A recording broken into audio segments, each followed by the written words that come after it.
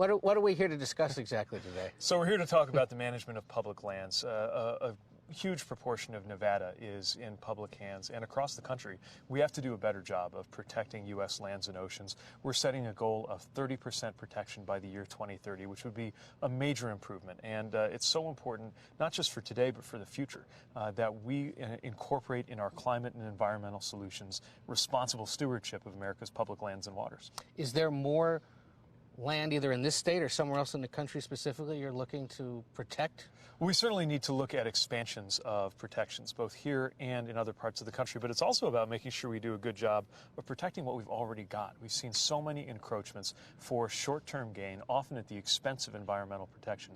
There is a better way to grow our economy and to grow into the future while responsibly managing the lands that are held in stewardship of the American people for generations. So we're here in Nevada, where they hold a caucus. Are you worried at all that they're going to have similar issues that we saw in Iowa? Well, what we've seen is an extraordinary amount of early voting and the party responding to that. This is an exceptionally well-organized party. They do have a big challenge on their hands, but I have very high expectations that they'll be able to manage this caucus process well. And if there's someone who's still trying to make up their mind before they walk into a high school or hotel tomorrow to caucus, what's your message to them? This is our chance. It is our only chance to defeat Donald Trump. And as of right now, we could be waking up just a few days from now where our only options left are Bernie Sanders and Mike Bloomberg. Most Americans don't see where they fit in that picture. We have an opportunity to build a majority that agrees not just on who we're against with Donald Trump, but what we're for. Elevating wages, protecting the climate, ensuring corporations pay their fair share. We have an opportunity now, a historic one, to build an American life defined by belonging. And that's what my campaign is about. If certain candidates don't reach viability here tomorrow, should they be thinking about packing up and going home? Well, it's not my place to tell any other campaign what to do. Certainly for us, we consider Nevada to be a very important state on the road ahead through South Carolina and on into Super Tuesday. And also, we got to wake up to the reality that we could be just a week and a half away from Bernie Sanders having a dominating lead in this process. And even though he's got very strong base of support, that's clearly not what most Democrats want. We've got to get our act together as a party.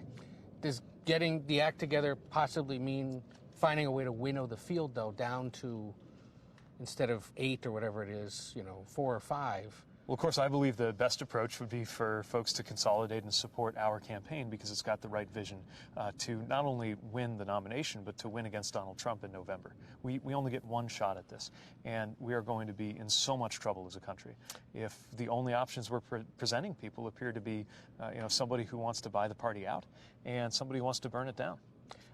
There's been a little news this afternoon. I don't know if you've seen this yet or not. The former mayor, Bloomberg, saying now his company has identified 3 women who would have had NDAs regarding something he would have said, and that if they would like to be released from them, they can now contact his company and be released.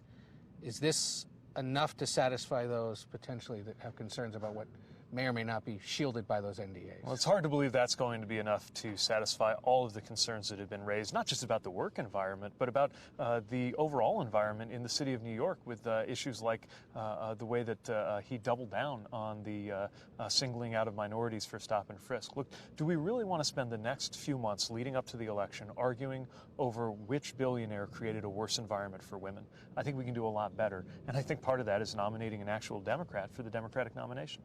The other bit of news, is just, and you may not have seen this yet because I think it happened as you were walking up the stairs, but apparently U.S. intelligence officials have now told Senator Sanders that the Russians are actively trying to bolster his campaign in a bid to influence the election. He kind of alluded to this on the debate stage the other night when he was suggesting that some of these bots or the Bernie bros may actually be fueled by the Russians.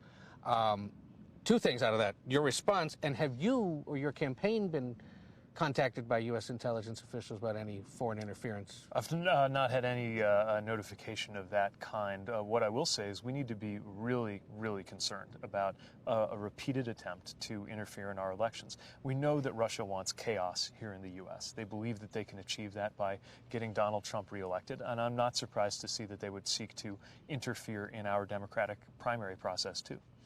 After tomorrow, this campaign goes to South Carolina, but then, of course, as you said, 14 other states. How does your strategy, your schedule, your momentum change? You're one of the few that has the money now to really be able to do this multi-state operation. Well, we're pleased with the organization we've built. We could use a lot more support. We set an ambitious goal of raising another $13 million because that's what we're going to need to be competitive through Super Tuesday, and we're urging everybody to go to PeteForAmerica.com and help if they believe in this vision. That is the lifeblood of our campaign. And at the same time, we have a very strong organization that has now also cut its teeth in the first 2 states. We're putting that organization to work here in Nevada. We got volunteers. I was just at a caucus kickoff where we got some fired up people, along with organizers, reaching out and getting out the vote. Then it's on to South Carolina. Both are opportunities to demonstrate our support in more racially diverse states. Super Tuesday is just a different phase of things because now we really are nationwide and will be for the rest of this campaign. Super Tuesday could also be decisive. And again, I don't think most Democrats want to wake up on Wednesday morning after Super Tuesday, where between them, Mike Bloomberg and Bernie Sanders have built an insurmountable advantage in this race. So you see them as that's it. It's Sanders, Bloomberg are the 2 barriers to your entry or to your winning the nomination. And in particular, Bernie Sanders. He is the front runner right now by many measures. I'm the only candidate who's beaten him at all, and that was by the slimmest of margins in the delegate count in Iowa. We need to ask ourselves as a party whether we want that to be how we compete against Donald Trump or whether there's a better way. I'm offering a better way. All right, Mr. Mayor, thank you as always. Good to see you. Thanks.